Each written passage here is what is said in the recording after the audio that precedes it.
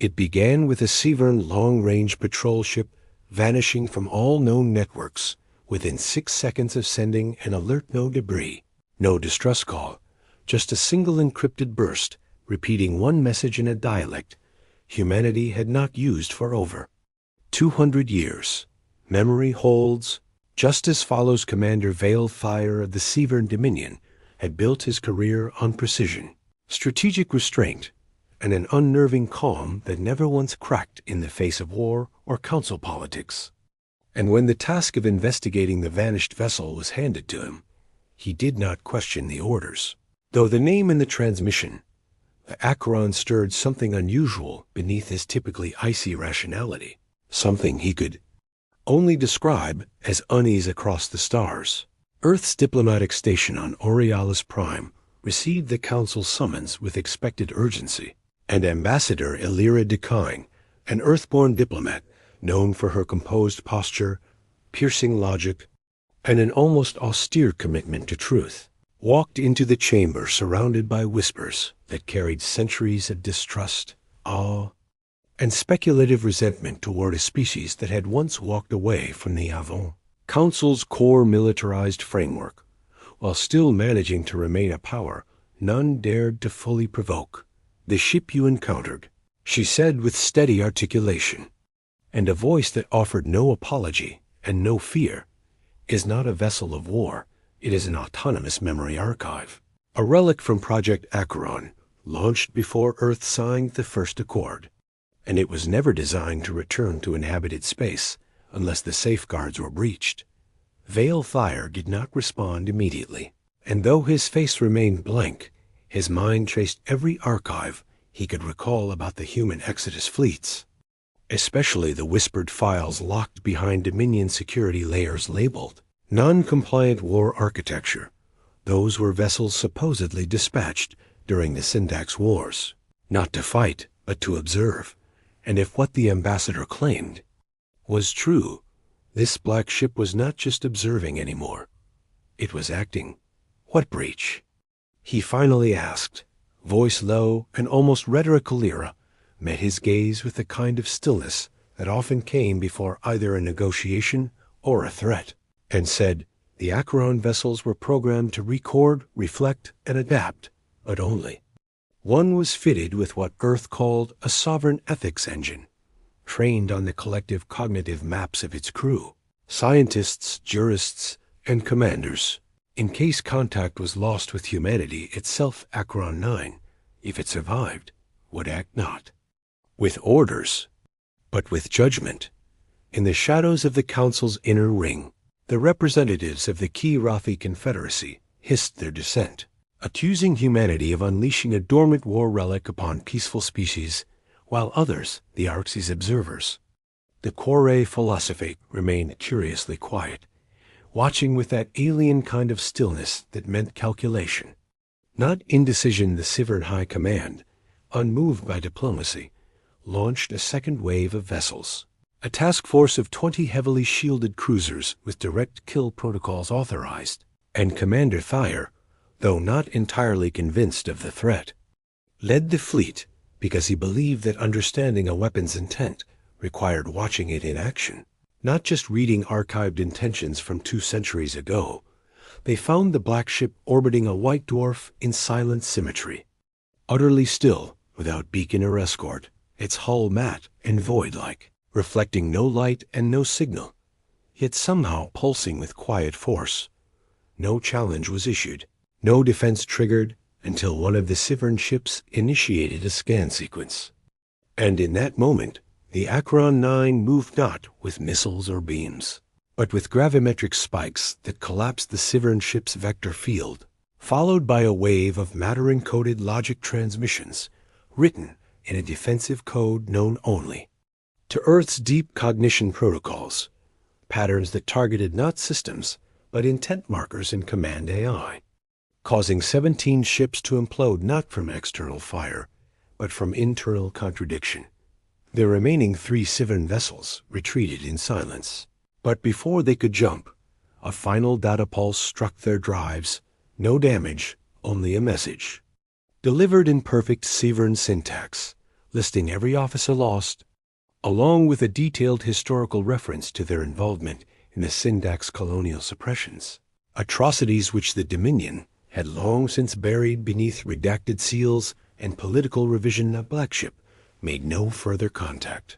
And yet its message echoed deeper than any weapon could have. The dead were not forgotten. The truth had been remembered, and the memory now had teeth.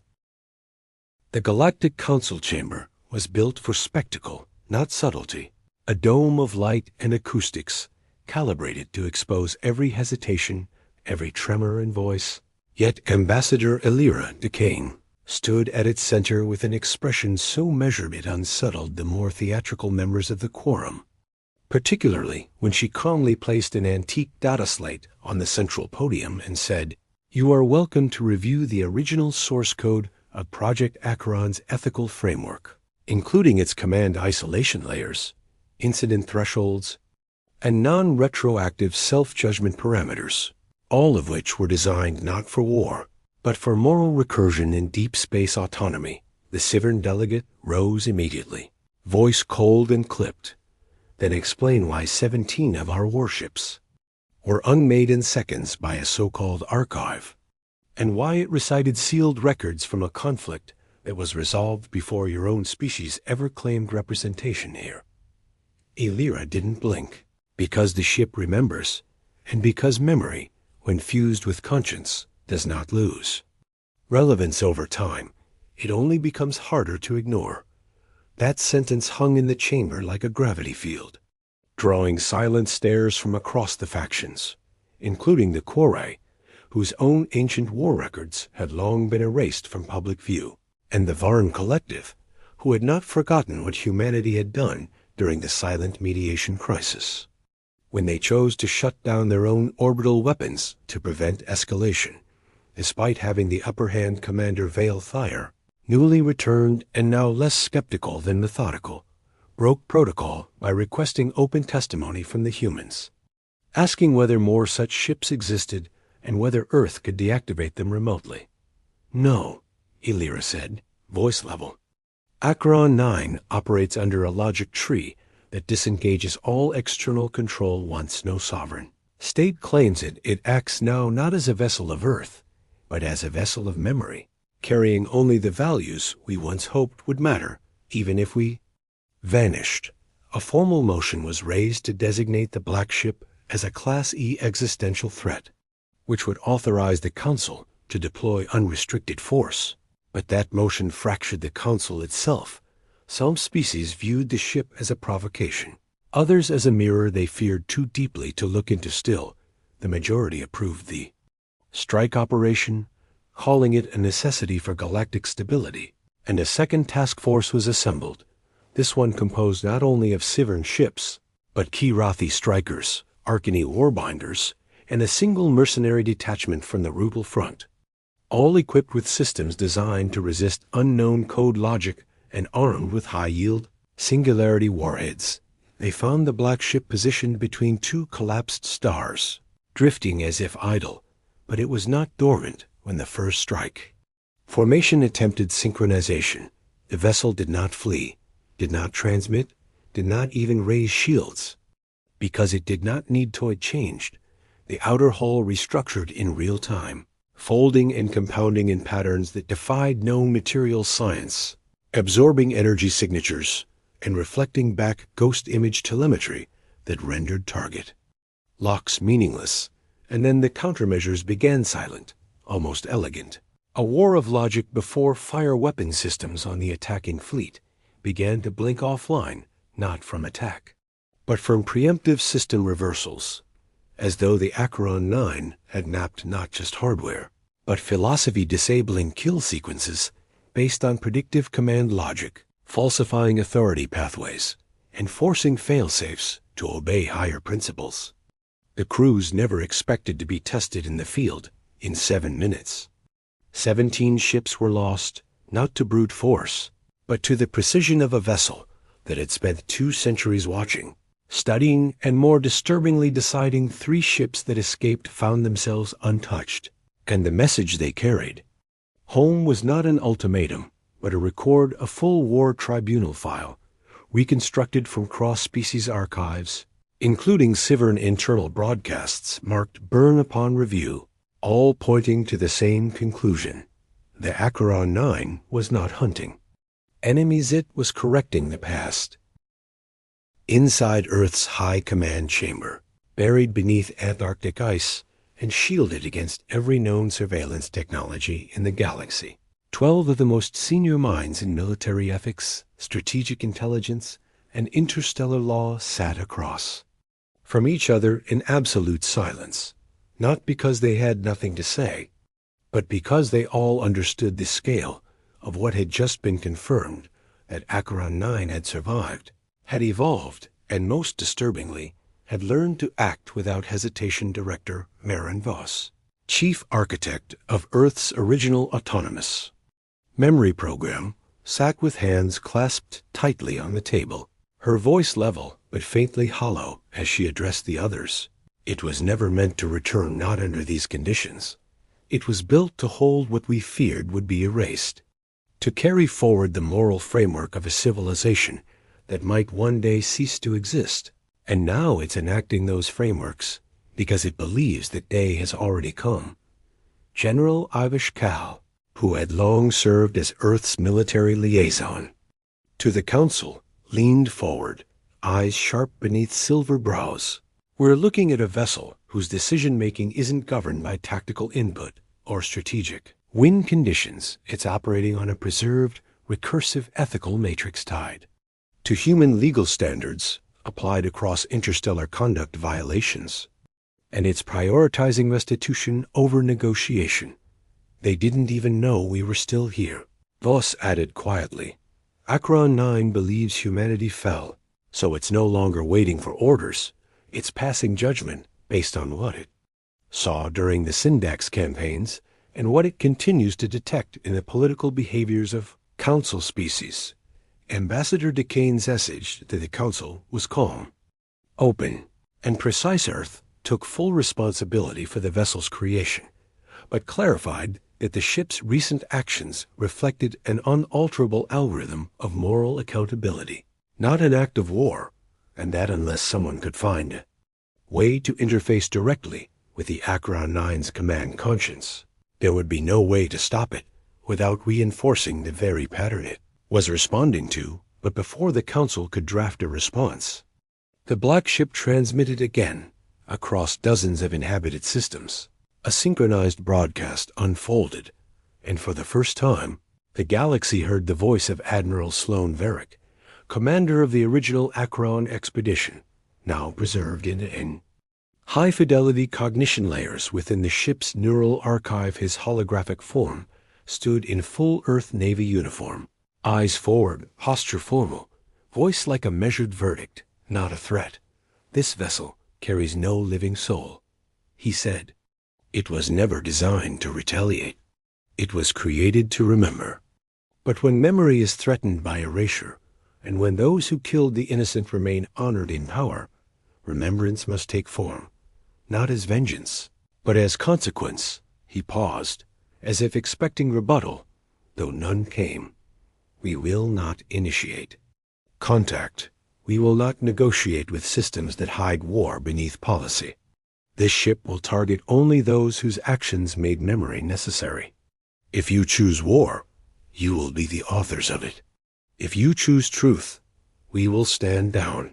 The recording ended. Silence followed in the Council chamber. Opinions fractured sharply. Some called for immediate escalation, seeing the broadcast as psychological warfare. Others, particularly among species who had once suffered at the hands of their own governments, argued that the black ship represented the only force in the galaxy that enforced moral law without favor or bias, even among Earth's own allies. Uncertainty grew. Was this ship a guardian? Or had humanity unleashed a logic too pure for diplomacy, too unbending for politics? The Council voted again, this time not on destruction, but on containment. A diplomatic envoy would be sent to attempt direct contact. Under Council and human supervision, Earth agreed, on one condition: that the envoy be human. and that the ship be approached with the presumption not of malfunction, but of memory that still knew how to judge. The Council's response to the black ship divided not along species lines, but along something far more dangerous ideological fracture, a split between those who believed Acheron 9 was an artifact of accountability and those who saw it as a threat to every sovereign power that had ever buried a mistake beneath protocol factions that once distrusted each other, now found common ground in fear. A joint task force was proposed, not for assault this time, but for containment. Establish a grid of gravitic anchors across the empty sectors the Acheron favored, force it into immobility, and disable its outer shell over time using deconstructive wave interference. It was slow, expensive, and would require decades, but the Council was willing to endure the time if it meant avoiding the optics of outright warp. But before the plan could be implemented, smaller species, those without fleets, without veto power, and without protected seats, began broadcasting support for the black ship, calling it a silent advocate, a protector of unacknowledged losses that had never been addressed in post-war reparations.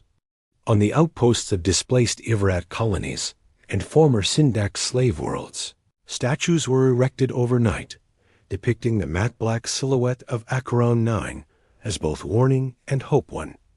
Council members said quietly during session, "It is not firepower they fear. It is precedent." Then came the fractures from within.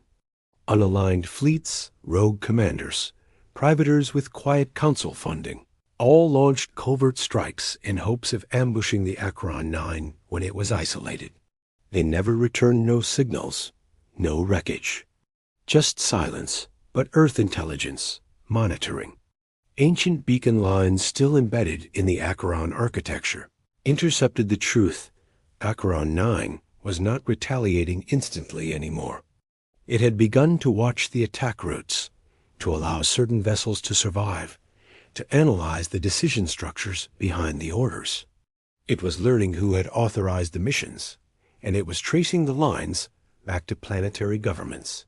Then, in a single galactic cycle, it launched 4 precision strikes, not against military vessels or battle stations, but against black market information vaults, hidden political nodes, and one council representative's off-world estate, each targeted, with surgical accuracy, leaving no civilian casualties.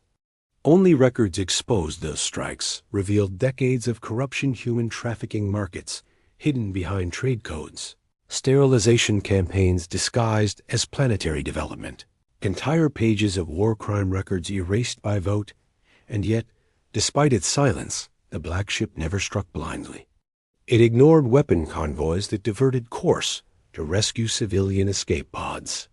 It allowed a Kirathi corvette to pass unharmed after its captain chose to surrender rather than engage. It even broadcast commendation protocols, offering access to archives that proved innocence to those willing to review them.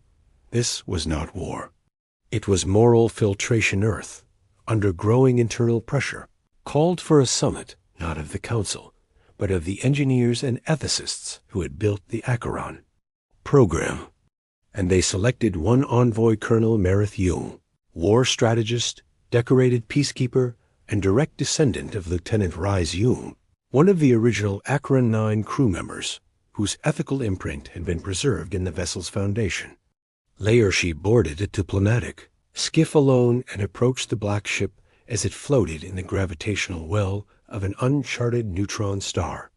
Perfectly still, waiting when she entered, the ship recognized her voice pattern and DNA sequence, and a corridor unfolded, not mechanical, but almost organic in structure, its walls shifting in color and density based on her neural resonance.